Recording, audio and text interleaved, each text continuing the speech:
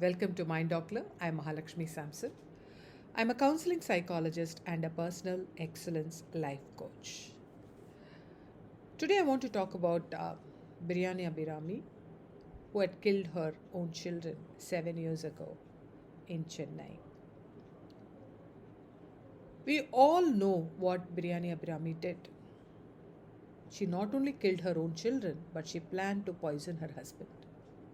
Her brother, unable to bear the shame, took his own life, and her parents disowned her.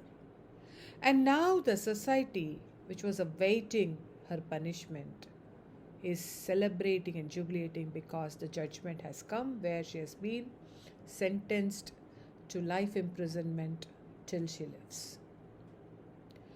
But as a psychologist, I have a question. What if what we are punishing is not just the crime, but the symptom?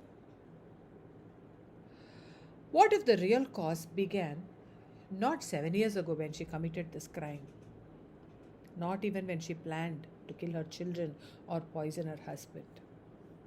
Maybe it started, the real cause began when she was 5 years old, or 10 years old, or 15 years old. Maybe she was never taught how to take a no. Maybe every time she cried or resisted, her no was eventually met with a yes. Not because it was right, but because it was easier. Maybe when she misbehaved, it was called cute. When she manipulated with emotion, it was called clever. When she demanded, she was praised as bold. And her eyes, yes, they said she had beautiful eyes. Maybe that's where she learned that being adored was more valuable than being corrected. At 18, she wanted to marry. Her parents said no, but she said yes, and she got her way. As a psychologist, what I see with this decision of hers to get married at 18, going against the no of her parents, is also sufficient enough to understand that there could have been many instances that she received a no, but eventually she got a yes and got her way. Over time, the pattern solidified. A no from the world did not matter to her because her desire was the only truth that she followed. Somewhere along the way, she wasn't taught to pause and ask, is this right? Is this fair to others? What happens if I always get my way? But that pause never came, and neither did accountability until it was too late.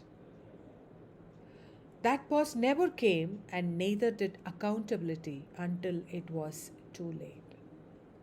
At this juncture, I want to refer and talk about one of my client who was a teenager when I worked with her. She was 13 years old, and her parents had reached me out for therapy. This girl was infatuated with her teacher. This girl was infatuated with her teacher. He had spoken to her kindly. All that he did was only that, and that was all it took for her to get infatuated. She believed it was true love. She skipped school just to stand in front of his house, just to see him and tell him that she loves him. But her parents took responsibility. The teacher acted wisely. She was brought for counseling, and a safe, guided environment for reform was created for this girl. And that girl, she transformed. Today she is emotionally mature, grounded, and thriving. But Abirami, she didn't get that intervention, isn't it? No teacher, no parent, no system stepped in when they should have. Her emotional derailment was ignored until it became a social disaster. Yes, Abirami must be held responsible. I'm not saying that what she did was right or I'm supporting her actions. No, it is definitely a very big crime. But there are certain things that we need to understand, keep it in our mind. After the age of 20, we all must become our own parents. We must take responsibility for our words, for our thoughts, for our feelings, and for our actions. Because once a choice is made, we no longer get to choose the consequences.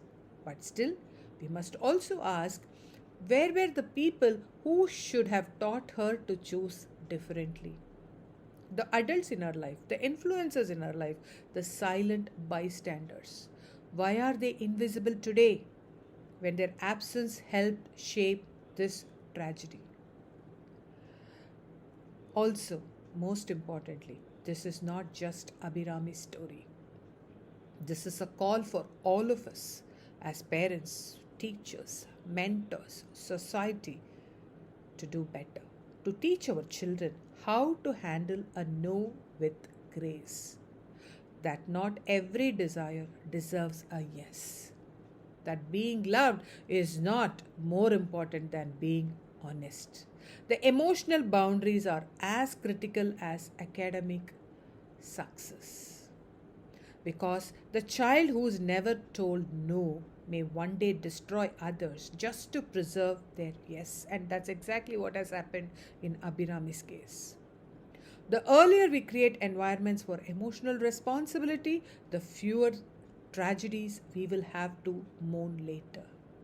So let's stop asking just what did she do? Let's also ask what did we teach her?